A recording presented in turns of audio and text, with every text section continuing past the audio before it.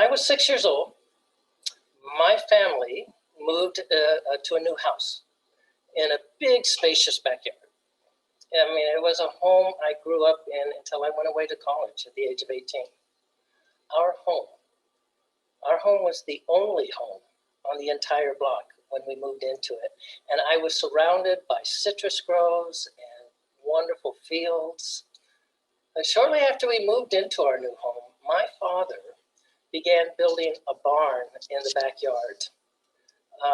And one summer evening, I decided it was time to go out on my own and investigate my father's work.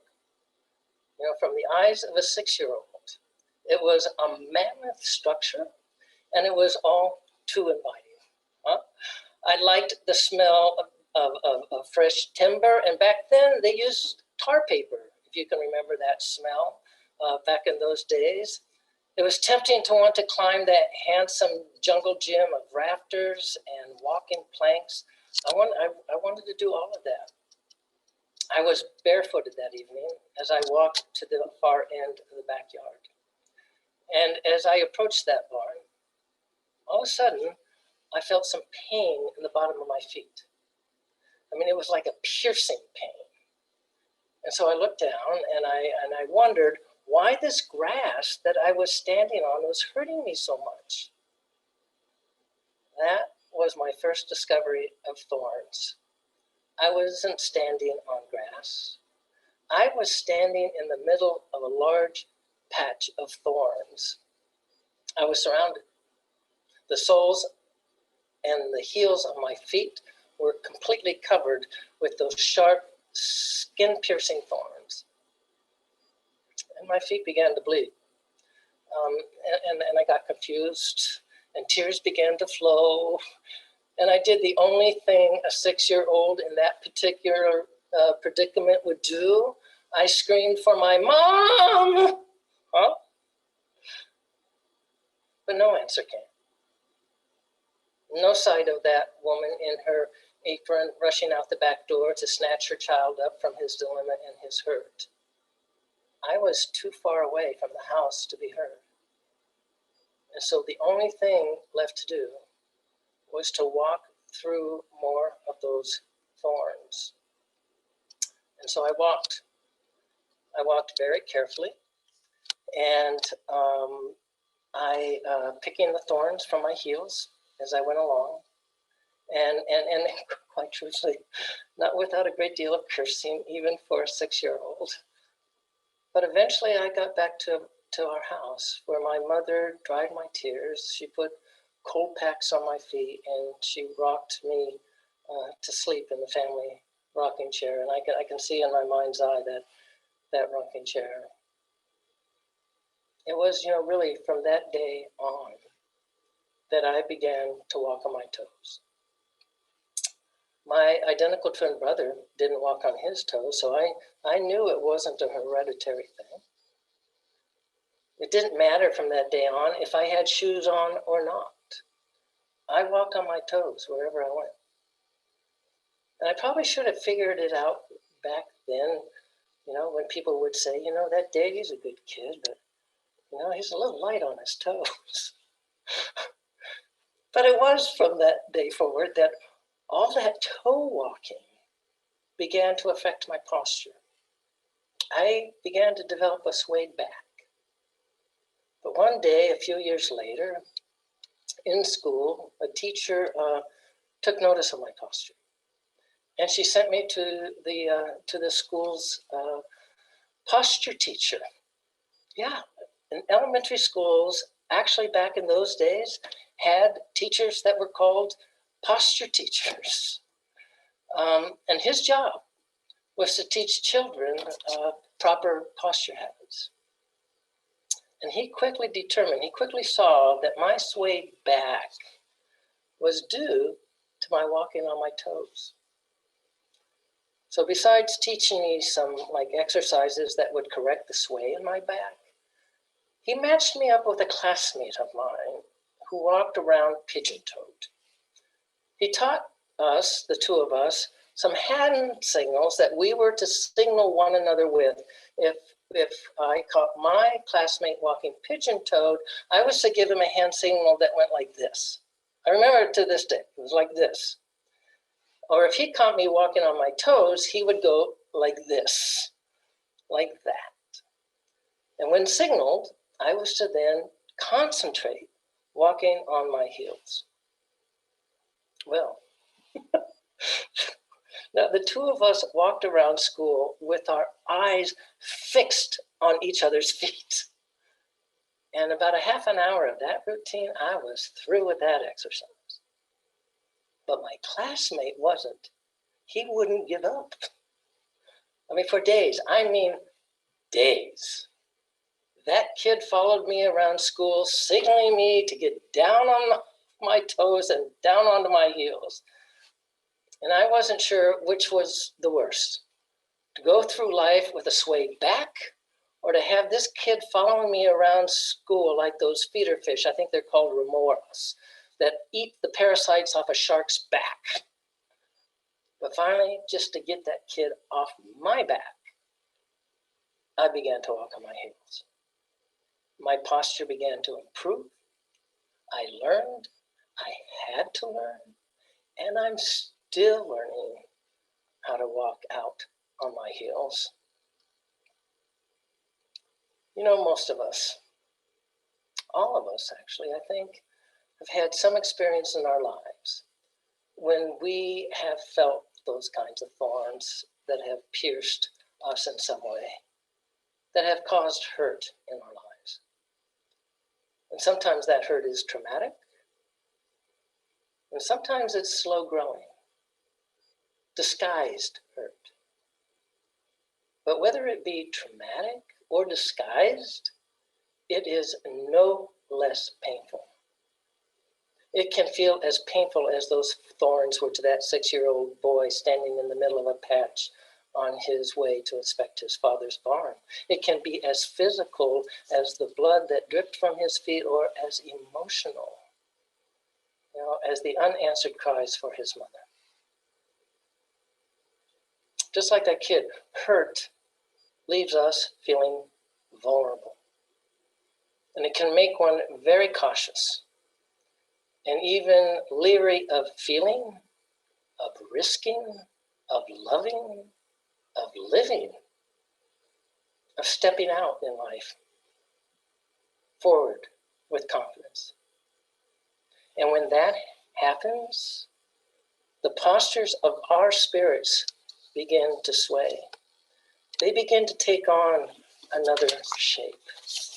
And it's a shape that our spirits are not meant to take on. So that can happen, it can happen with us as persons, in relationships, as couples, as families, and yes, even as congregations. So this morning, in the time that we do have together, allow me the role of the posture teacher, would you? And let me offer up some exercises for us, some signals that can help improve our postures, that shape our spirits, so that we are healed in the way that we are with ourselves, with one another, with the world, so that we may learn to walk on our heels, heels with an A. So these exercises take, as Matt Meyer from last week would say, they take practice practicing. They come in the form of 4 questions, and 3 of which I'm going to cite from the comedian Craig Ferguson from a recent article I read on mindfulness. And the first question he says that one needs to ask oneself is, does this need to be said? Does this thing that I'm thinking from the back of my brain, the amygdala that tells me to fight or flee, need to actually be said at all? Or should I let it go? We all recognize when that part of ourselves begins to speak. What we want to say feels like it comes from the gut, right? The other day, it shouted out to me. It came right from the back. I was sitting on my balcony. I was watching boats go in and out of Boca Ciega Bay when I saw a boat on which two flags were flying. One was an American flag, and the other one was a Trump flag. Now, usually I would just scoff at the Trump flag. But on that day, I saw that Trump flag was hoisted above the American flag. I wanted so bad to yell at the top of my lungs from my balcony at that, to that boat captain just a few hundred yards away what I thought about that. But having read the mindfulness question the day before, I asked myself, does this really need to be said? And the answer was no. Asking ourselves that first question helps us not to say something we might wish we could take back. It's like the hand signal, right? Shown to that little boy on his toes to pay attention where you are and how you're standing, walking in your relationship to yourself and to other people. I think my neighbors were probably really glad I asked myself that question. And as comedian Ferguson would say, nah, forget about it. Right?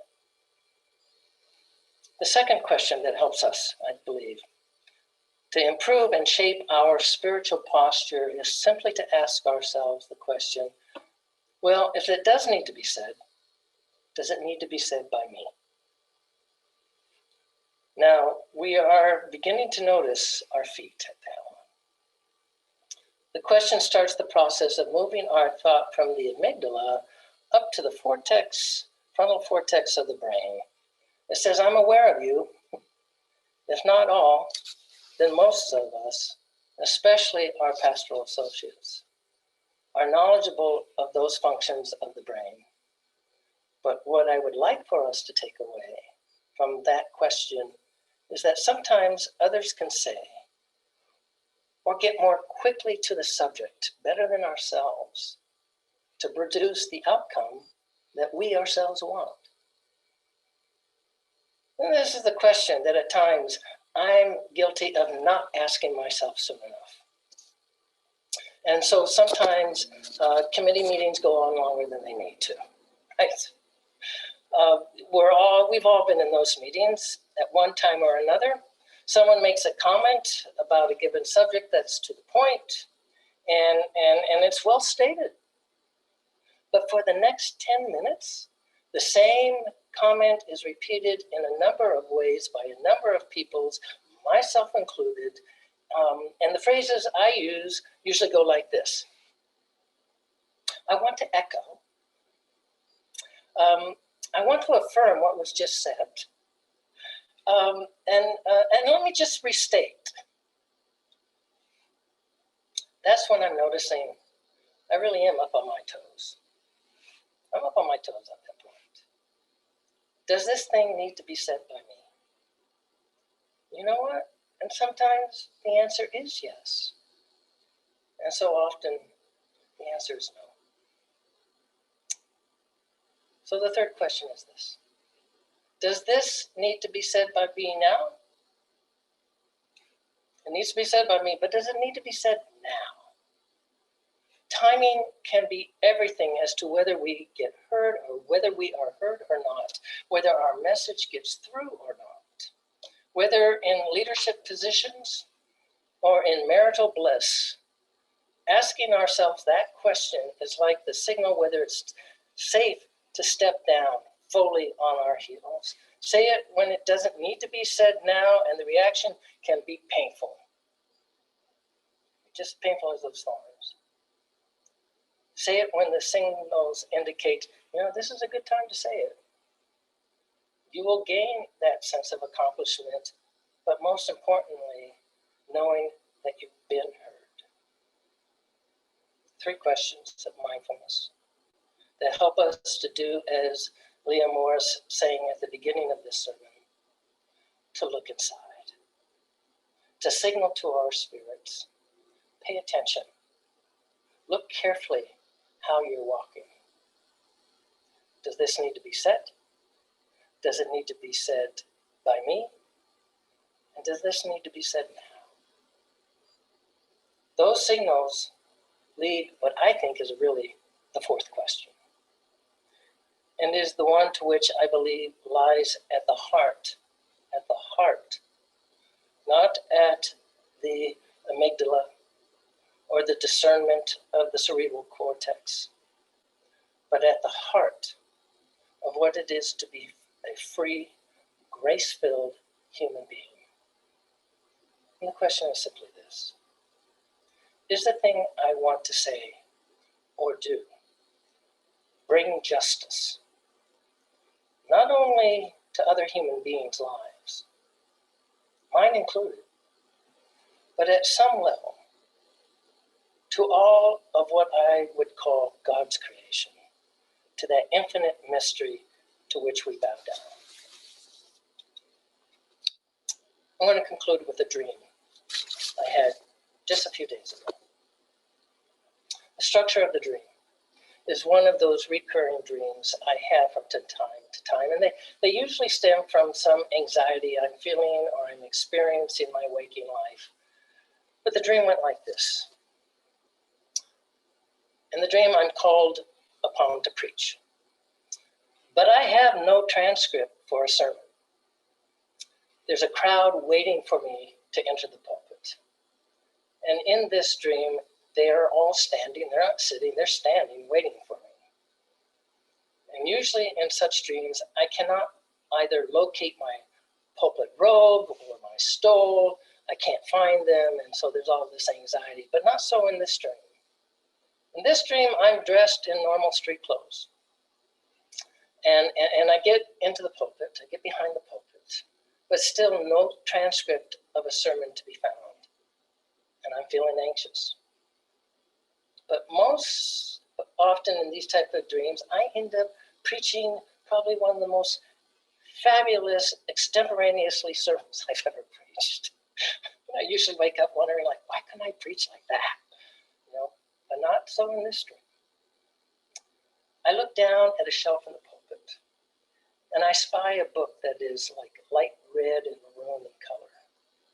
And I pick it up, I open it, and it automatically flips open to a passage. And I just see the passage written. It says Micah 6:6-8. Some of the words look like they're written in either in Aramaic or in Greek. I'm not sure which when I'm in my dream. And then I wake up.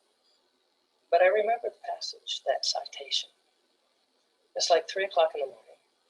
And I think to myself, when I get out of bed in the morning, I've got to be sure to go take a look at what that passage is. I wonder what it says. And then I go back to sleep. Well, at 7 a.m., my dog, Minty, tells me it's time for breakfast. And I get out of bed. And while she's eating her breakfast, I grab my Bible, I open it up, and it automatically, and I kid you not, it's bookmarked, it opens up to Micah 6:6-8.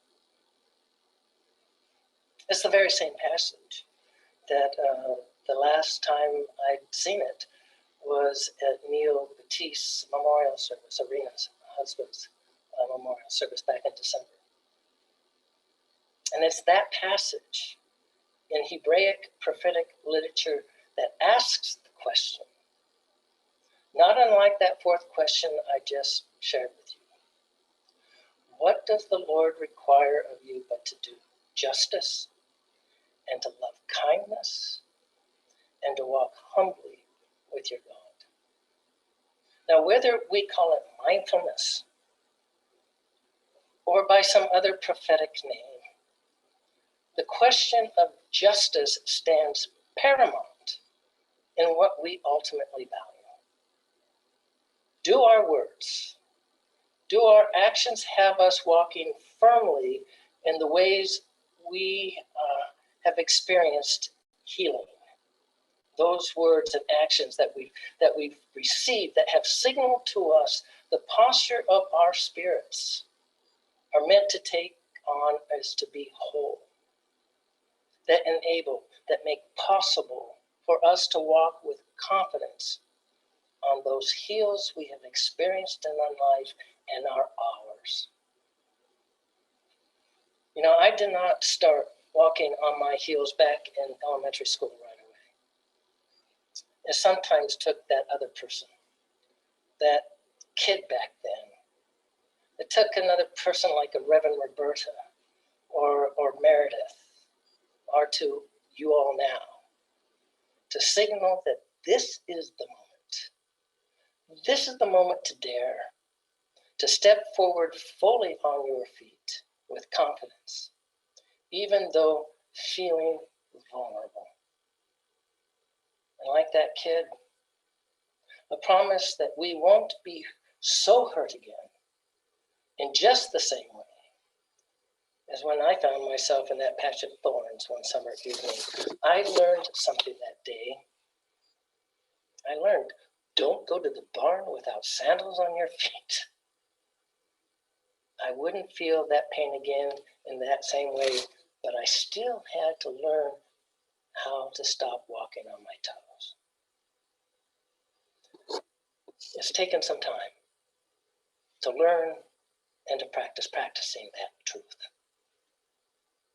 And still on occasion, I find myself on my toes, especially when dancing. It's maybe not too bad of a dancer. But here is what I've learned in the process, and I invite you to consider it this morning. Once walking on our heels, we are no longer the persons we once were. Our posture in the world begins to take on the shape it was meant to take. The person who lost their hearing, for example, but is given it back again through the state of art, hearing aids, or through surgery, can hear, not only the beautiful music or the delight of a grandchild's laughter, but now they also are able to hear the cries of those who are hungry and who are homeless. The person whose cataracts are removed from their eyes can once again see a clearly beautiful sunset or the glee in their lover's smile, but are now also able to see the brutality by which a Black man in this country dodges or confronts each day when driving in their car. Open your spirit to those things that are mindful of your and another person's worth, the worth of this planet upon which we live and sustains our being. And you'll be walking on those heels of yours. Never the same person again. Unitarian Universalist values and principles, Jesus' Sermon on the Mount, Yahweh's covenant with Abraham, they all beg us to do justice. And in so doing, a person comes to know themselves as a person of worth. And in my book, in my dreams, nothing else is of greater consequence than that. When I was asked to be your pastoral minister, and I was asked by Susan Gore to do that, I asked Susan what it was that this congregation needed in pastoral care. And her response was immediate. She said, Reverend Dave, we need you to come love us. This congregation needs some loving. I've tried to be mindful of her plea back then by asking myself at times, does this need to be said? Does it need to be said by me? Does it need to be said by me now? And the answer to all three of those questions today is a resounding yes. Friends, love one another. be about the healing that you have begun. And you will indeed walk on your heels so that others will come to know that you hold them as persons of worth. That is the work of justice. May it be so, now and always. Amen.